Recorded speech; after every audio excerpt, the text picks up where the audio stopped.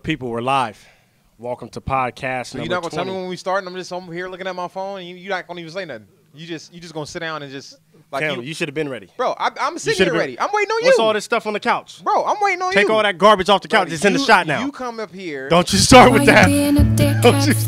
Off the top. Stop being a dickhead. Bro, I don't know what your problem is. Good but people, shout out to the sponsors, thedrumcoaches.com. Pay once, become a member forever. Over 250 lessons. Theshedcamp.com if you want to get faster around the kit, build confidence, and build discipline. Shedcamp.com. Theshedcamp.com. Period. Also, download the free app. Stream all tracks for free. DrumTrax app. All the links are in the description box if you're watching this on YouTube or Facebook. Don't ask us. The links are in the description box. Click on them. All right. Y'all read the title. So I'm going to read another question from a previous podcast. Shout out to Frederick Dixon Sr. He says here, as you guys see on the screen, why are you getting? Don't get the drops ready, bro. No, Take your hand off the computer. I'm fine, bro. Take your hand off the computer. Read the question. Take your hand off the computer. Mind your business. That is my business. Read the question. You're ruining the podcast. No, I'm actually not. The people hate the drops. Okay. I'm decent, but as a self-taught drummer, I learned pocket to time modulation to velocity to music reading. Rudiments after 5 years and chops. Seriously, at 7, now at 10 years of playing, I still feel mediocre at the craft, even though I have gotten much better. How do I go back to the basics after being in for so long? It's like telling a CBA player to go back to elementary school. I do apologize if I read that out of context. There really wasn't no commas, Doc, so, you know, may have been some run-on sentences on my part. No, I'm not coming at him. I'm saying that I may have gotten it wrong. I'm not shooting. Yo, Frederick, I'm not shooting you, my Shots G. My guy. fired. My Brody, He I'm didn't not. He didn't even have to say that. You Listen. didn't have. You could have said, "Yo, I chopped up the statement. My bad." But you threw in there, "Hey, bro, you didn't have no." No, Brody, listen. You didn't have no. Come on. You didn't My have G, no. my Brody, my guy. You didn't have no. Y'all know, You didn't have no comments. Listen, That's what. Listen. Shout out one time for the question. How do you go back to the beginning when you have played so long? Listen, I feel when you're like so this- far in. I feel like this is something that you're definitely qualified to answer, being that you've had to start over so many times. Almost said it, Brody. Almost said it. You, okay? You, family. I would say this. How do you go back? You just do it. Period. Honestly, You gotta humble yourself. That part. But hey, I can't lie to you. It is difficult when you're in the practice room starting at the beginning, because when you start at the beginning, that means you're moving really slow, like retarded slow. I remember back when I learned how to play the samba groove, I didn't have the independence. So what I had to do was move my whole body for my foot to play the right part. So, you know, the right foot goes boom, and the left foot goes ch-ba, boom, ch-ba, boom. And my whole body was, if you're watching this on YouTube and Facebook, you can see it was like boom, ch-ba, boom. While I was on the drums, I literally did that. Of course, there was nobody in the practice room, but even though there was no one there, in my mind, I looked like an idiot, right? And so it was difficult. I think in I'm everybody's mind. you. I mean, with the example that you just gave. Well, look, that's what. It's clear cut. Shut up. Shut up. So it was embarrassing for me, and I wanted to just speed up and get to it, but that's what it took. And I sat there for 10 minutes. Looking like an idiot at 1 BPM. I can't remember what it was, 50, 40, whatever it was. I don't know what's worse. Is it doing it for 10 minutes or realizing that you looked like an idiot for 10 minutes while you were doing it? I'm not sure. Listen, I don't think his problem is he's going to have to move his body like that, but it's the whole, you got to start from the bare bottom minimum. Anything new you learn, you got to learn really slow.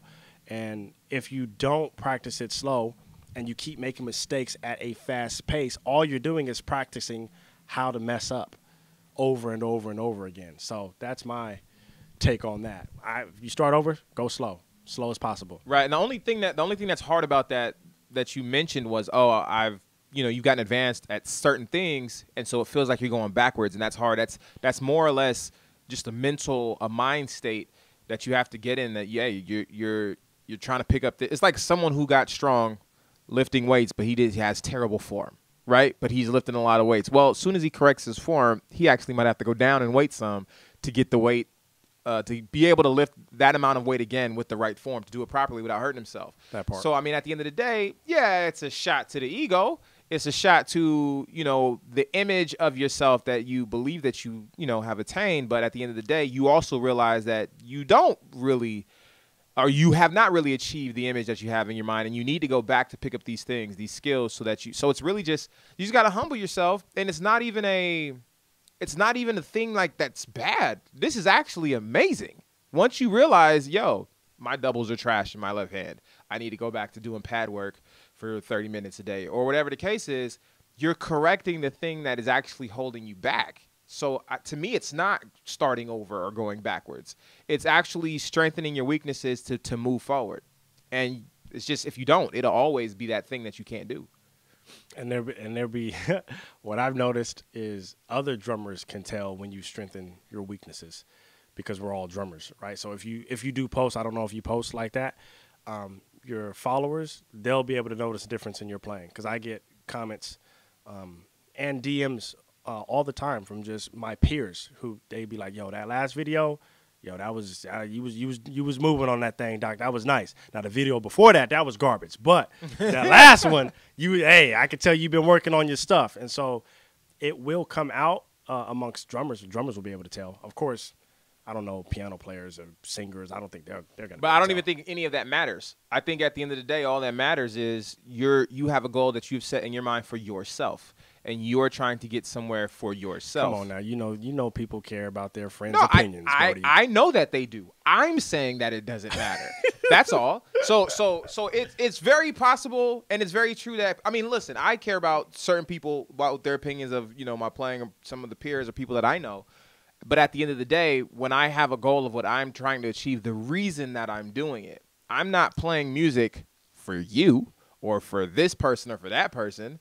I'm trying to get better because I want to get better. Like, at the end of the day, that's what it is, period. And if your motivation is not within yourself, to get better because you want to be better, because you want to do more on your instrument and be more free to actually express yourself, because to me, again, that's what all of this is about, is self-expression, is creativity. But you got to have these tools to be able to express yourself. It's like again, I always go with this example, the English language. Yes, you have to know words, and you want to have a vocabulary so that you can express your ideas. That's what it is. So the language, all the words that we say, anybody can learn those words, and anybody can say those words, but you want to express your own original ideas. So yes, learning or getting better at things that you're not so good at so you can better articulate your ideas on the kit and express your creativity, that should be your main motivation. And you want to continue to get better so that you can actually do that. So I would assume that you've had the experience of having to start over and move at a slow pace. I actually have that experience right now, for sure. Okay, so I know we don't have a lot of time, but was it difficult for you, or does it get difficult for you? Or is it difficult? Because it is a present thing for me right now. Yeah. Is it difficult? Yes, it's difficult because it doesn't feel good in the moment to suck at something. But because I've sucked at something before and got better, I know what the other side looks like if I'm persistent and consistent. Yeah. So I don't lean on during those times when it's really difficult. I actually look to the time that I was trash at the heels from which cometh your help. I didn't come here to preach, Bishop, but all of a sudden I did feel my help.